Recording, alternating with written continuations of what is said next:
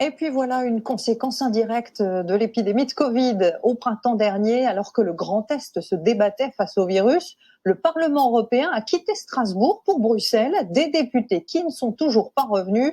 L'économie locale compte pourtant sur eux. Alors après une demande d'Emmanuel Macron lui-même, la prochaine séance plénière devrait se tenir en France. Annonce faite hier soir. Philippe Vogel et Joseph Pasquier sur place. Un hémicycle occupé par des députés réunis en session plénière, une image presque oubliée. Depuis 7 mois, le Parlement européen de Strasbourg ressemblerait plutôt à une immense coquille vide. Officiellement déserté pour cause de coronavirus, une aubaine politique selon certains. Il y a une majorité de députés qui ne veulent pas venir à Strasbourg. Et ces députés-là, ce personnel-là, tous ces gens qui ne veulent pas venir, évidemment, se sont saisis de la situation sanitaire pour avoir un argument supplémentaire. Ces dernières semaines, la situation sanitaire de Strasbourg n'a plus rien à voir avec celle du printemps dernier. Le virus est peu actif, à peine 50 nouveaux cas pour 100 000 habitants.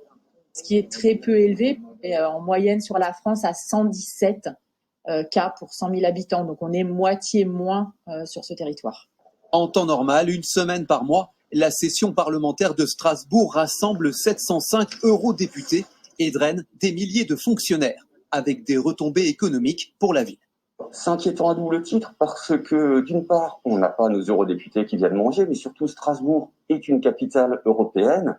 Et si Strasbourg perd son statut de capitale européenne, on va perdre tout le tourisme. Strasbourg en zone rouge, une fausse image entretenue selon certains pour discréditer le siège du Parlement européen au profit de Bruxelles. C'est un jeu politique, c'est de la stratégie, c'est de la manipulation.